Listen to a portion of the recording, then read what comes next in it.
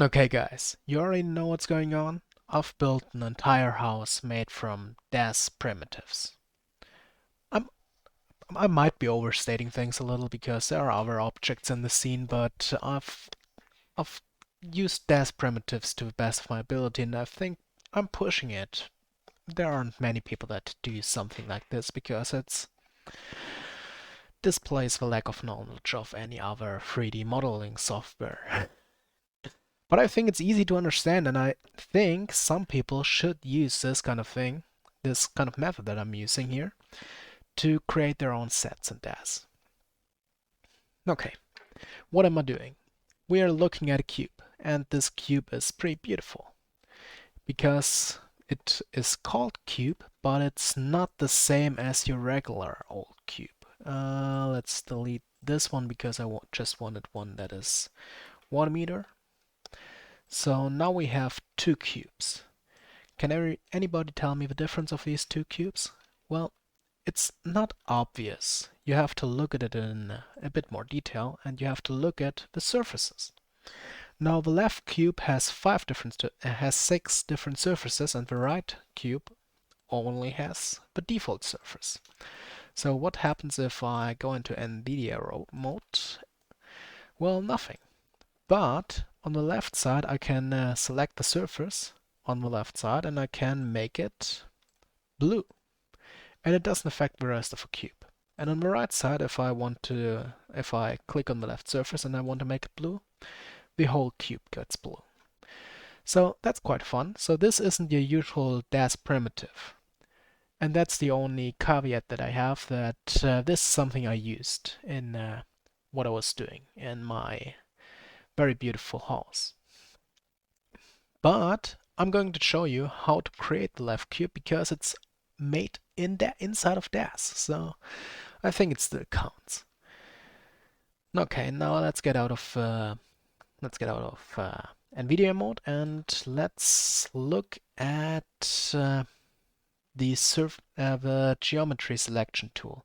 I have no idea what it looks like, so maybe it's displayed up here. I have no idea. I'm usually selected through the tool settings tab, and I go to geometry editor. Now I have already the second cube selected. That's important. Now I can select a surface, or I can select polygons in my case here. Now if I only click it, then it selects one of the polygons. And since this isn't a complex object, basically one polygon is one side of a cube. Now let's go back to the surface select cube geometry editor. And I can show you if I hold and then drag over multiple polygons, I can select multiple surfaces. But I only want one surface. Now I want to edit it, geometry. I always have to look for the right one here. I don't want to delete these things. I want to create a face. This sounds right. Create a surface from selected. This is right. And I can call it 1. Now I have a surface that's called 1, and I can do that with other surfaces too, but I've already have this beautiful cube on the left side where I already did that.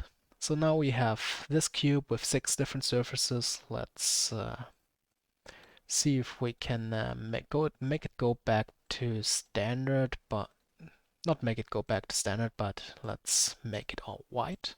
So in NVIDIA IRA mode, it's your usual cube. Okay, now what have I been doing? I'm going to show you a little technique that I used for walls.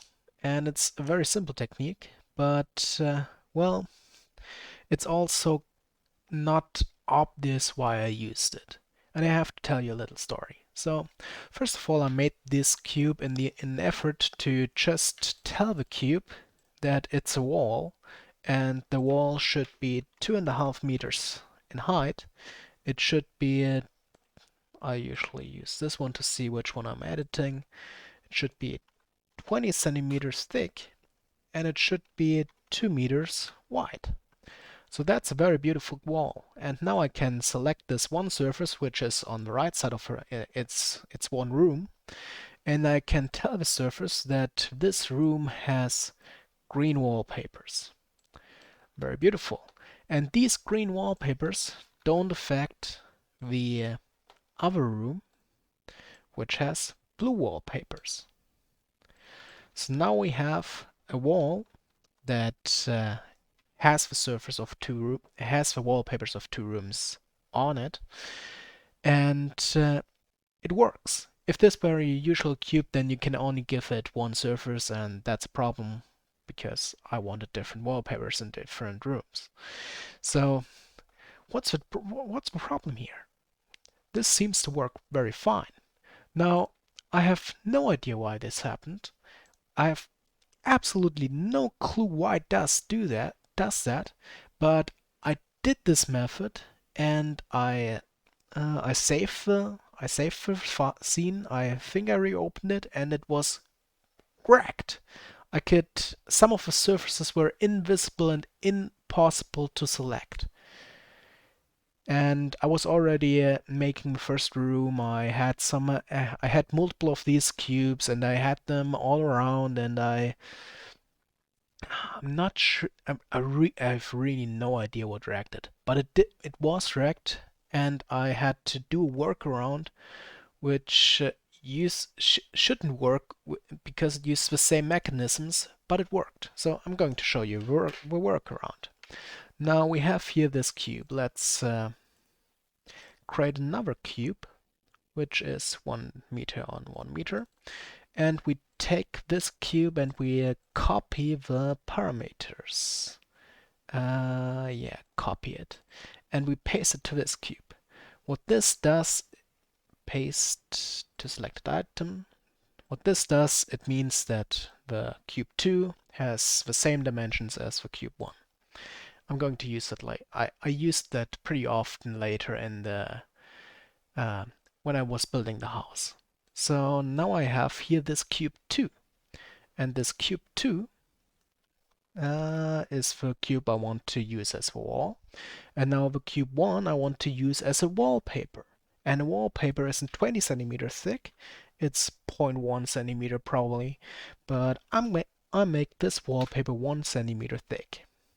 Now, since we are having these very beautiful dimensions here, and it's 2.5 meters, this means that we can do something similar here. We know that if we place it at 10, I think. 10 seems wrong. Oh yeah, no, 10 is right. If we place it at 10, then half a centimeter of this wall is sticking out. So now we have the left side and it's blue. And we can duplicate this one. Edit, duplicate node. And we can say it should be at -10, which would mean that it sticks out on the other end. And now we have two wallpapers, and I'm going to show you what happens if we hide cube 2, so the whole wall. So we have these two wallpapers in this case, and we have the wall itself.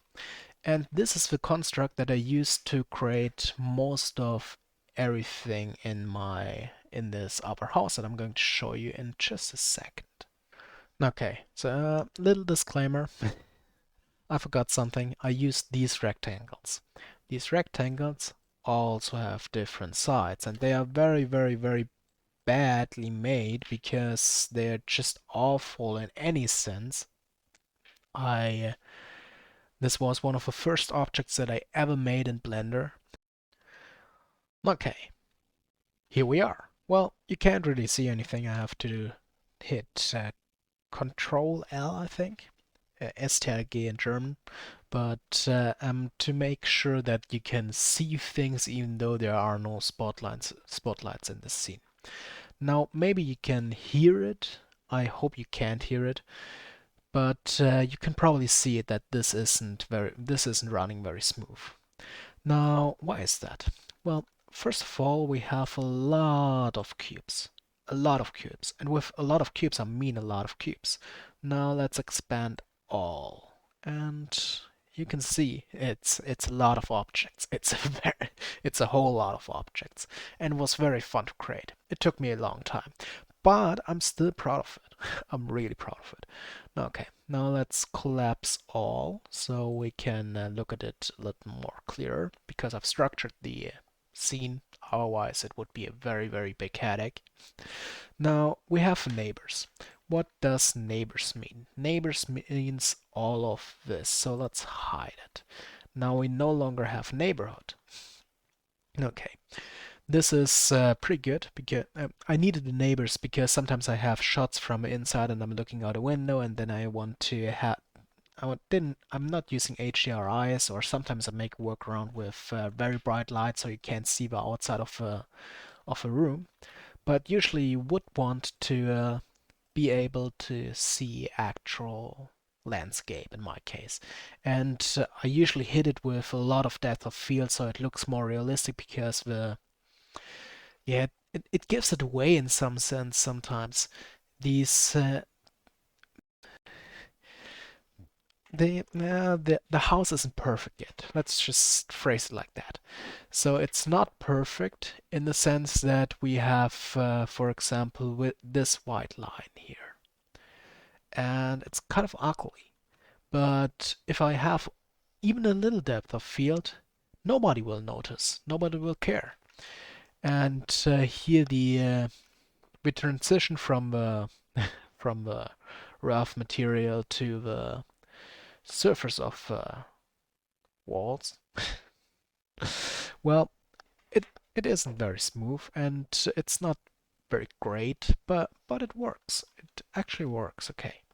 Now you can see one of the rooms. Now I've already told you that the mechanism that I used to create these walls. So let's show you again. Let's not show you again. Let's stay with the entire house and let's look at it a little more. Ooh, yeah, okay. Let's focus the roof, because in the entire house there's the street included. There are reasons for that. There are reasons for that. Okay, now we have this beautiful house, and almost the entire house is already built. At least the first floor and the second floor. You can move around in it, and you can see these hidden areas, but that's what they are. They are hidden. Usually I can just unhide them in some sense. They are part of the ground floor, and these are all these rooms here.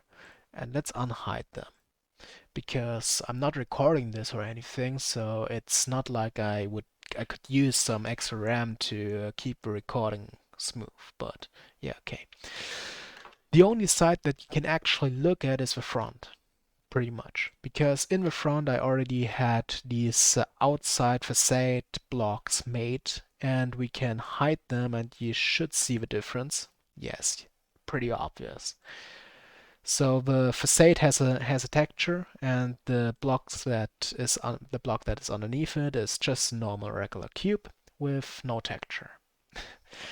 Okay, now this isn't optimal, and I can probably just in the end I could probably just have all the ground walls hidden, as long as I know I can't do that because I have windows as part of blocks of ground floor.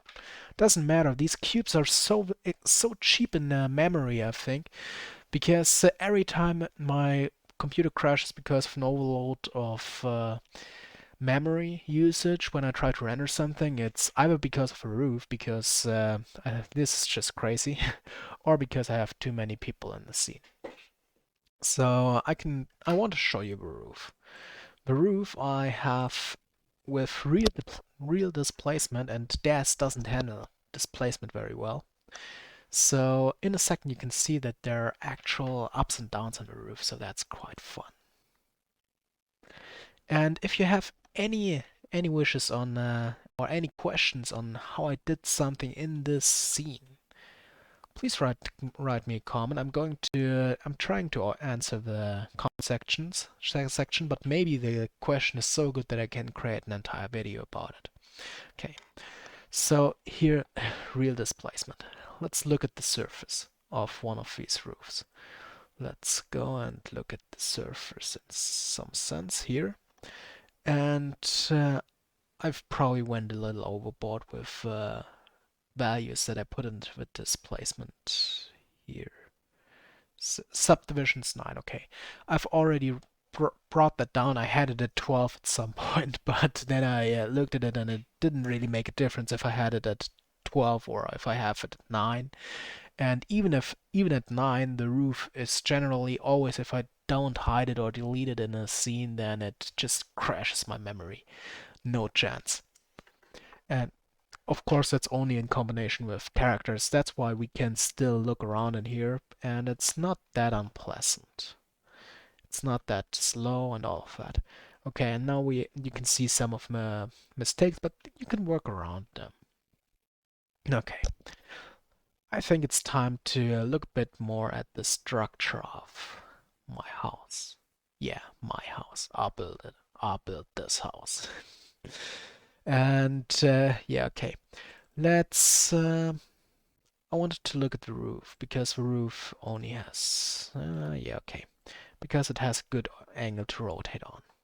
Now let's hide the outside of the house. This would include the little grass area, the bush, the forest. No, forest is wrong. I'm not sure what it's called. Scrubs. I have no idea. And the garage, the thing there where you park your car, which is just a cube in for now. Maybe if I ever want to do a render in the garage, then I have to do a little work and create an actual room where a car's inside, and yeah. But for now I only needed to have it visible from the outside in some sense. Okay, now we are looking at our house, and this one isn't important. And if you don't, and one disclaimer: some of these things are named in German because I had no idea that I ever wanted to show this to anybody because it's hideous in some sense. But I'm also very proud of it, so I'm just looking over the imperfections and yeah. Okay, I really want to show you the structure, and I can do that because I can hide the roof. And now you can see that the top here, the first floor, you can already see that it's structured, how the structure is. You can see that this might be a room, this might be a room, this might be a room, this might be a room, this might be a room.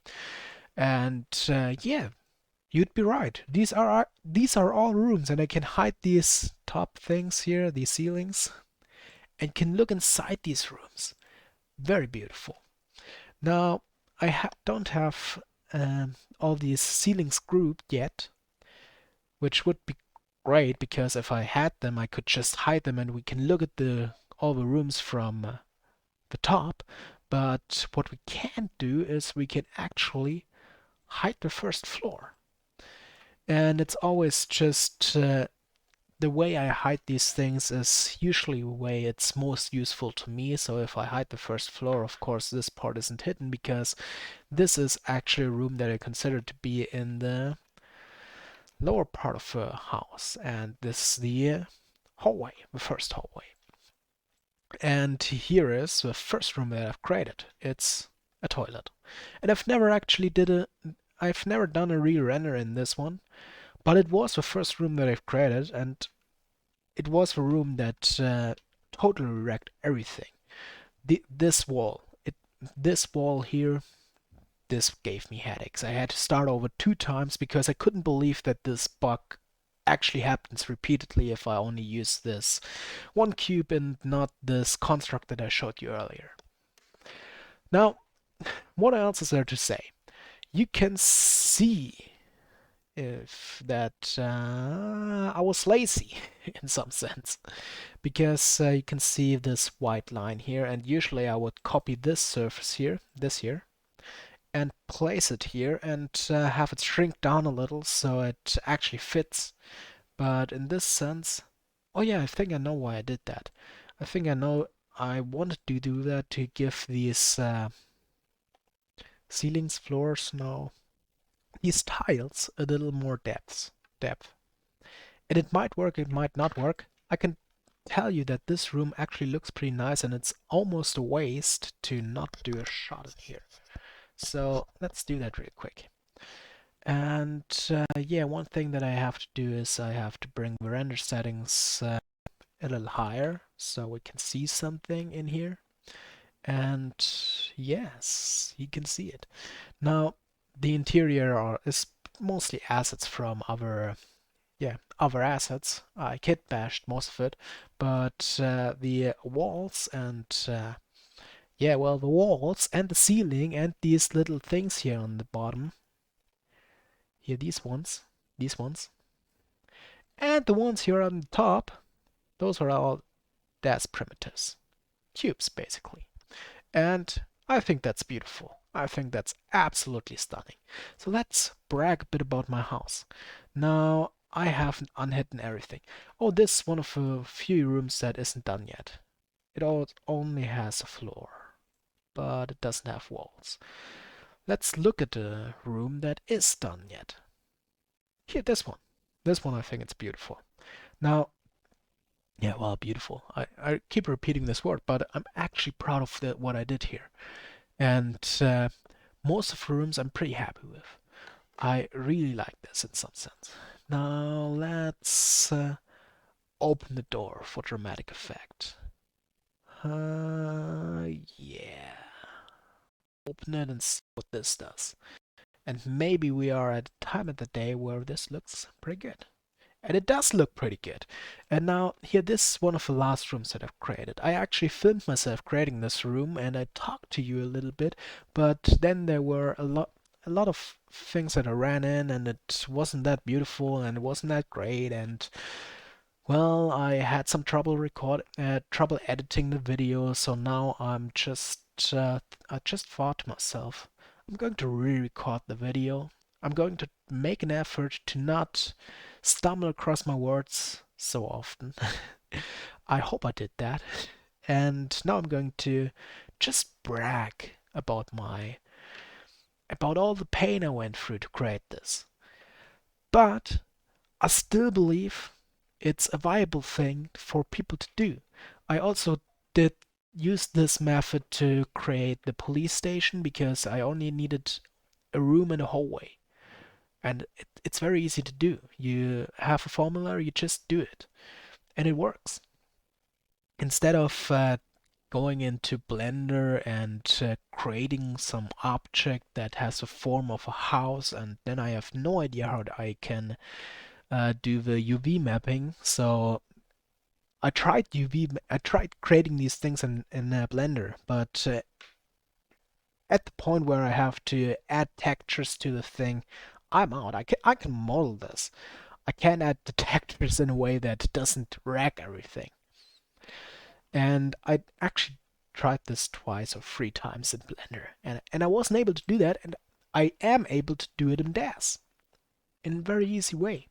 Okay, now there are other rooms, and I want to brag about every single one of them, but I think I should cut this video short.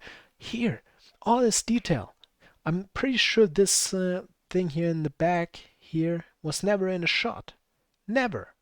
But I still added it, and it gave me a real feel for who the person is that I'm writing about, because this is all part of a story in some sense. This is a house that was built by a person that I'm the main character of my story, and his wife, or ex-wife, ex-fiancée, doesn't matter.